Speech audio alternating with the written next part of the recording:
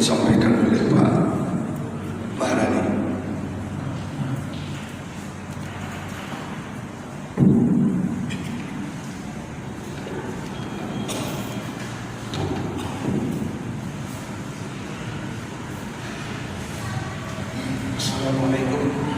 Assalamualaikum warahmatullahi wabarakatuh. Alhamdulillahirabbil alamin wassalatu wassalamu ala asyrofil anbiya'i wal mursalin sayyidina wa maulana Muhammadin wa ala alihi wa sahbihi ajma'in. Rabbi shrah li sadri wa yassir li amri wahlul 'uqdatam min lisani yafqahu qawli. Amma ba'du. Kita yang hadir pada sholat subuh pagi hari ini dan yang masih bertahan untuk mendengarkan tausiah kultum pada pagi ini semata-mata karena berkat rahmat dan pertolongan dari Allah Subhanahu wa Ta'ala. Dengan keyakinan itu, insya Allah akan semakin menambah keyakinan kita. Bapak Ibu, saya kepingin menguatkan sekali lagi bahwa pentingnya kita untuk menanamkan niat, memasang niat dalam hati kita, karena sesungguhnya kata Rasulullah itu innamal a'malu binniyat. Amal itu tergantung niat, dan apa yang kita dapatkan itu juga akan tergantung kepada niat. Kita bersemangat untuk datang melaksanakan ibadah ke masjid itu juga karena niatnya sudah kita pasang. Kemudian kita menjadi seorang pekerja keras karena niatnya. Kita bahkan bisa menghilangkan nyawa orang lain itu juga karena niat. Maka azamkan, tekadkan dalam hati kita untuk senantiasa memasang niat yang baik. Karena sesungguhnya niat itu bukan semata-mata menjadi rukun dalam ibadah, tetapi juga sudah merupakan ibadah. Jadi orang yang berniat, insya Allah pada saat dia berniat sudah dicatat sebagai pahala. Dilaksanakan lagi, dicatat lagi sebagai suatu pahala. Bapak Ibu, saya akan mendaur ulang sebuah cerita yang disampaikan. Cerita ini kaitannya dengan niat. Ini cerita ini saya dengar dari ceramah Al-Habib Muhammad Al-Habsyi. Beliau kutip dari sebuah kitab namanya Jawahirul Lu'iyah Al-Lu'iyah Syarah An-Nawawiyah. Dalam kitab itu diceritakan ada dua orang sahabat yang tinggal dalam satu rumah. Kebetulan rumahnya ini tingkat dua saudara yang tinggal dalam satu rumah. Rumahnya itu tingkat dua. Yang satunya ahli ibadah, luar biasa ibadah, tinggal di rumah tingkat atas. Kemudian yang satunya lagi saudaranya itu adalah ahli maksiat, tinggal di tingkat bawah. Pada suatu pagi, ini pendek ceritanya Bapak. Pada suatu pagi, di pikiran saudaranya yang ahli ibadah di tingkat atas, dia berpikir, ya Allah, saya kok saya kok ibadah terus itu. Hidupnya seperti nggak ada nikmatnya, karena ibadah terus. Cuma sekali-kali mungkin enak gitu ikut saudara saya yang ahli maksiat, mabuk-mabukan dan lain sebagainya. Kan sekali-kali nggak apa-apa melakukan perbuatan maksiat. Itu kata saudaranya yang berada di tingkat atas.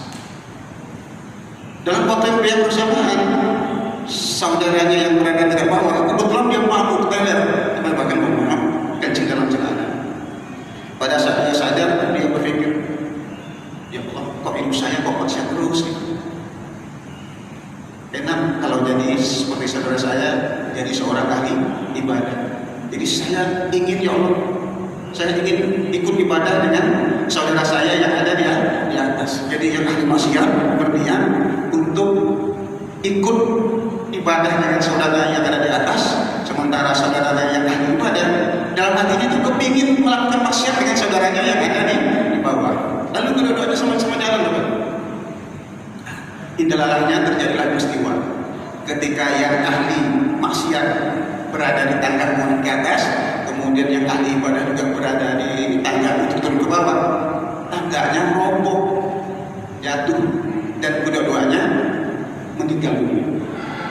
apa yang dijelaskan dalam kitab itu, maka ahli ibadah tadi yang berniat untuk melakukan maksiat, maka akan Allah bangkitkan nanti sebagai orang ahli maksiat pada saat dia dibangkitkan. Begitu juga dengan orang yang ahli ibadah, yang ahli maksiat tadi, karena dia berniat untuk melakukan ibadah, nanti pada saat dia dibangkitkan akan dibangkitkan sebagai orang yang ahli ibadah. Demikian hebatnya niat, maka niat itu harus kita pasang terus Bapak Ibu, ya. Apalagi ini kita sudah berada di penghujung Ramadan. Niatkan, ya Allah, andai kata saya sudah diberikan panjang umur, maka saya niatkan pada bulan Ramadan yang akan datang, maka ibadah saya akan saya tingkatkan, infak saya akan saya tingkatkan, Quran saya akan tingkatkan. Insya Allah pada saat ini sudah dicatat sebagai ibadah. Bapak Ibu, jamaah salat subuh yang dirahmati Allah, dalam kesempatan ini saya akan menyampaikan materi tentang golongan-golongan orang yang didoakan oleh malaikat, tapi mungkin tidak semuanya karena terbatas waktu. Malaikat itu adalah makhluk ciptaan Allah yang paling mulia, yang paling patuh dengan Allah, dan doanya diijabah oleh Allah Subhanahu wa taala. Setiap hari malaikat ini berdoa.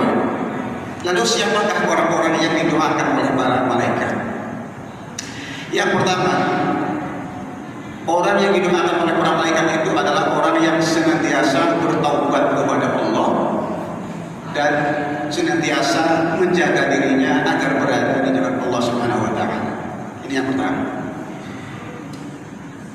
Rasulullah itu adalah orang yang maksud dijamin oleh Allah Subhanahu wa taala. Tetapi beliau setiap hari itu minimal beristighfar itu 100 kali. Apalagi kita ini yang tidak ada jaminan Bapak Ibu. Asal keluar dari rumah dosa, asal ngumpul dikit dosa, nggak ada jaminan. Maka idealnya kita lebih banyak beristighfar kepada Allah Subhanahu wa taala. Firman Allah Subhanahu wa taala dalam Al-Qur'an Karim, surat Al-Mu'min ayat 7 yang artinya, dan para malaikat arasy itu artinya yang apa namanya, yang memikul aras, itu malaikat yang Allah ciptakan yang sangat besar. Dan para malaikat arasy dan malaikat-malaikat yang berada di sekelilingnya bertasbih memuji Tuhannya, dan mereka beriman kepadanya serta memintakan ampun bagi orang-orang yang beriman, seraya mengucapkan, ya Tuhan kami, rahmati dan rahmat dan lindung Engkau meliputi segala sesuatu, maka berilah ampunan kepada orang-orang yang bertaubat dan mengikuti jalan Engkau, dan peliharalah mereka dari siksaan neraka yang menyala-nyala. Ini doa para malaikat untuk orang-orang yang senantiasa. Yang kedua, kelompok orang yang senantiasa akan didoakan malaikat itu adalah orang yang menjaga kesucian dirinya, atau orang yang senantiasa untuk sebelum tidur. Bapak Ibu, sebenarnya ini amalan-amalan yang ringan, tetapi karena kita tidak terbiasa menjadi sesuatu yang berat gitu. Sabda Rasulullah SAW, barang siapa yang tidur dalam keadaan suci, maka malaikat akan bersamanya di dalam pakaiannya, dan dia akan bangun hingga malaikat berdoa, ya Allah, ampunilah hambamu si fulan karena tidur dalam keadaan bersuci. Hadis riwayat Imam Ibn dan Abdullah bin Umar. Kemudian selanjutnya, orang yang senantiasa didoakan oleh malaikat itu adalah orang yang senantiasa duduk menunggu sholat di masjid. Bapak Ibu, banyak di antara kita yang tidak sanggup menuju masjid, meskipun mungkin jarak antara rumah kita dengan masjid itu hanya 100 meter atau 200 meter. Tapi kita kadang-kadang, atau saudara-saudara kita, sanggup jogging 1000 km. Kenapa? Karena perjalanan ke masjid itu sesungguhnya adalah perjalanan iman. Jadi orang-orang yang datang ke masjid itu adalah orang-orang yang beriman. Jadi Selain itu juga yang paling menakjubkan bagi orang-orang yang biasa menjaga dirinya istiqomah untuk melaksanakan sholat berjamaah di masjid, insya Allah ini janji Allah, jaminan Allah, mereka akan dimatikan dalam keadaan husnul khotimah. Saya bacakan hadisnya, memang agak panjang. Dari Imam bin Hanbal, kata Rasulullah, ini tentang mimpi Rasulullah. Kata Rasulullah, tadi malam aku bermimpi melihat Allah dalam bentuk yang sangat indah. Lalu Allah berfirman kepadaku, ya Muhammad, tahukah kamu apa yang sedang diperbincangkan oleh malaikat yang ada di langit? Kata Rasulullah, aku tidak tahu ya Rasulullah. Lalu Allah meletakkan tangannya di atas kedua pundakku sehingga aku pun merasakan kedinginan di antara kedua dadaku. Aku pun tahu apa yang terjadi di langit sana. Lalu Allah berfirman lagi kepadaku, tahukah kamu Muhammad apa yang sedang diperbincangkan oleh malaikat di langit sana? Kata Rasulullah, tahu ya Rabb, tentang amalan-amalan yang mengumpulkan dosa dan amalan-amalan yang mengangkat derajat. Rasulullah menjelaskan, adapun amalan yang mengumpulkan dosa dan mengangkat derajat, yaitu melangkahkan kaki untuk melaksanakan sholat berjamaah, menunggu satu sholat ke sholat berikutnya di masjid, dan menyempurnakan wudhu di saat-saat sulit. Lalu Allah berfirman, kamu benar Muhammad, siapa yang melakukan perbuatan itu, ia akan hidup dalam keadaan baik dan wafat dalam keadaan baik. Dia akan bersih dari dosanya seperti bayi yang baru dilahirkan. Jadi Bapak Ibu, dianjurkan dalam hadis ini kita berusaha untuk menjaga wudhu dalam keadaan sulit. Apa keadaan sulit? Misalnya kita dalam keadaan sakit, masih berusaha menyempurnakan wudhu kita sebagaimana kita mau sholat. Pada saat suhu yang sangat dingin sekali, kita juga tetap berusaha untuk melaksanakan wudhu secara sempurna. Inilah yang dimaksud yang dimaksud kita menjaga wudhu dalam keadaan sulit. Kemudian berikutnya Bapak Ibu yang dirahmati Allah, kelompok orang yang didoakan malaikat, orang yang berada pada saf pertama sholat berjamaah, kemudian orang yang menyambung antar saf, kemudian orang yang membaca amin setelah imam selesai membaca surat Al-Fatihah. Ini adalah kelompok orang-orang yang didoakan oleh para malaikat. Bahkan kata Rasulullah, andai kata kamu itu tahu betapa besar berkah yang diberikan kepada orang yang berada di saf paling depan, insya Allah itu akan berundi untuk memperebutkan saf barisan yang paling depan. Tapi kalau kita kan tidak, Bapak Ibu ya, kadang-kadang kita Bapak ini, karena kita kan juga perasaan tuh ada saf di depan, kita mempersilahkan orang untuk isinya, padahal itulah saf yang paling istimewa. Berlomba-lomba lah kita tentang kebaikan-kebaikan di akhirat. Kalau di dunia ya nggak apa-apa sebenarnya.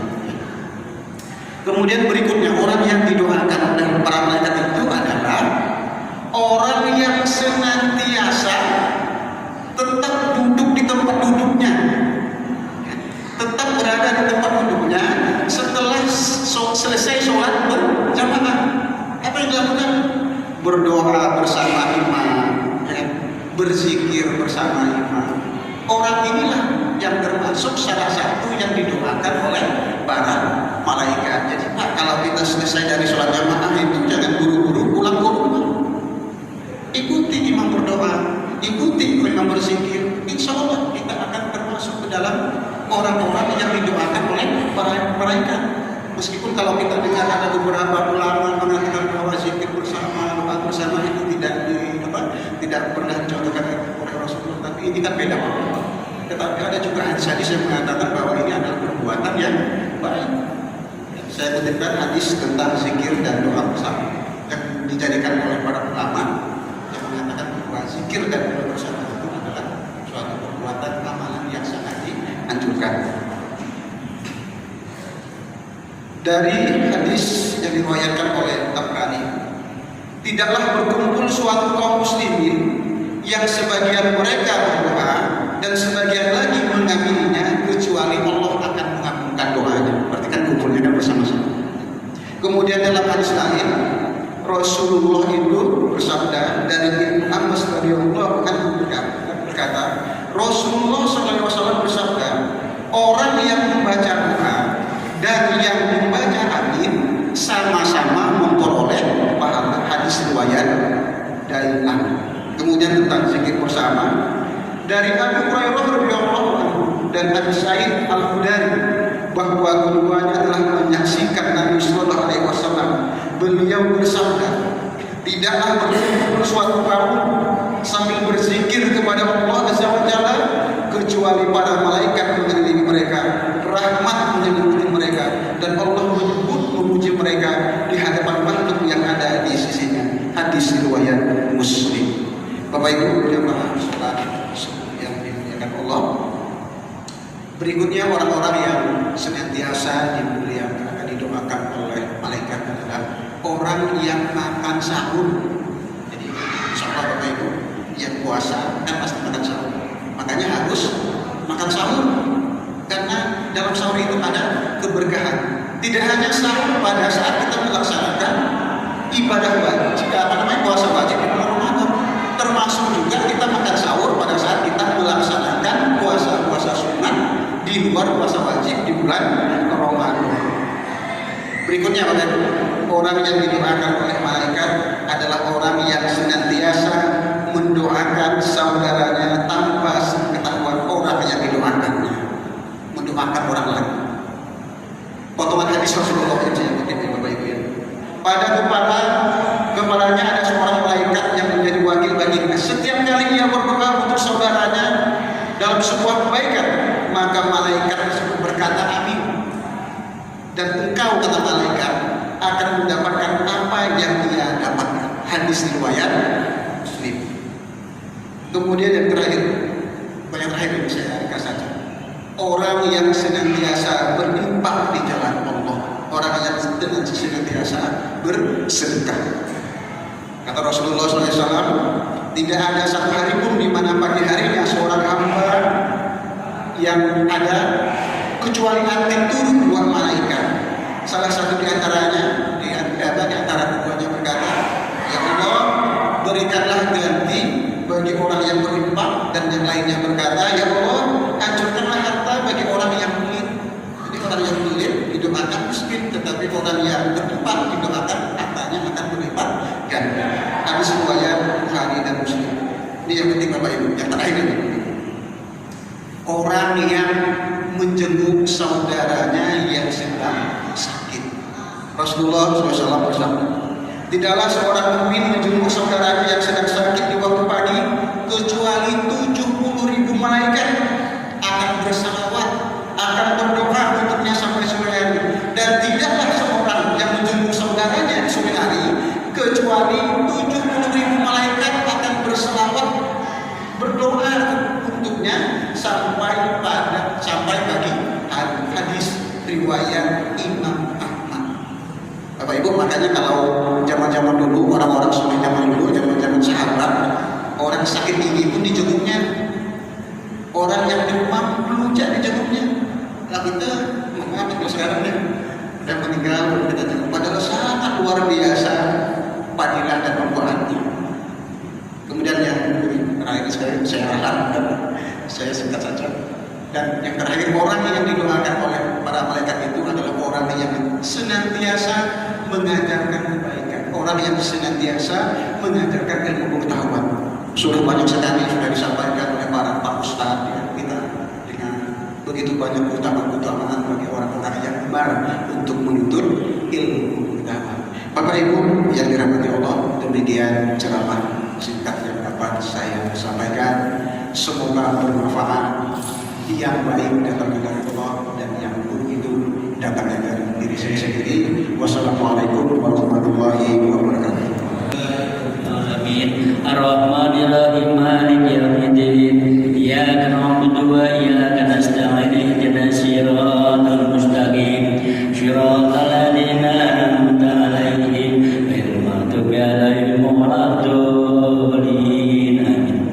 A'udzubillahi minasyaitonir rajim. Bismillahirrahmanirrahim. Alhamdulillahirabbil alamin. Hamdan lillahi wa yukafi majidah. Ya Rabbana lakal hamdu kama yanbaghi li sultanik. Allahumma shalli ala sayyidina Muhammadin wa ala sayyidina Muhammad. Allahumma rabbana taqabbal minna sholatana wa siyamana wa rabbana wasbana wa qumudana wa naduruna wa tahasuna wa ta'abudana min taksur li Allah ya rabbal alamin. Allahumma inna ala zikrika wa syukrika wa husni ibadatik. Rabbana zalamna anfusana wa illam taghfir lana wa tarhamna kunna minal khasirin. Rabbana la tuzigh inna wa ata'na. Rabbana wa la tahmil 'alaina isran kama hamaltahu 'ala alladziina min qablina. Rabbana wa la tuhammilna ma la taqata lana bihi wa'fu 'anna waghfir lana warhamna anta maulana fansurna 'alal kafirin. Allahumma inna nas'aluka salamatan fid din wa amatan fil jasad wa iyadatan fil ilmi wa barakatan fil rizqi wa tawbatan qabla al-maut wa rahmatan indal maut wa maghfiratan ba'dal maut. Allahumma hamidna fi sakratil maut wa najjana minan nar wal mabaitil isya. Rabbana tuzigh qulubana ba'da idh hadaytana wa hab lana min ladunka rahmatan innaka antal wahhab. Rabbi tarhamna sholati wa du'a. Rabbana ighfir lana wa li walidayna wa li jami'il muslimin wal muslimat wal mu'minat al ahya'i minhum wal amwat qadir wa tabarra'na ya aziz ya ghafar ya rabbal alamin. Rabbana hab lana min azwajina wa dhurriyyatina qurrata a'yun waj'alna lil muttaqina imama. Allahumma ighfir lana dhunubana wa kaffir 'anna sayyi'atina wa mabarar. Rabbana atina fid dunya hasanah wa fil akhirati wa qina adzabannar. Subhana rabbika rabbil izzati amma yasifun wa salamun alal mursalin walhamdulillahi rabbil alamin. Allahumma shalli ala sayyidina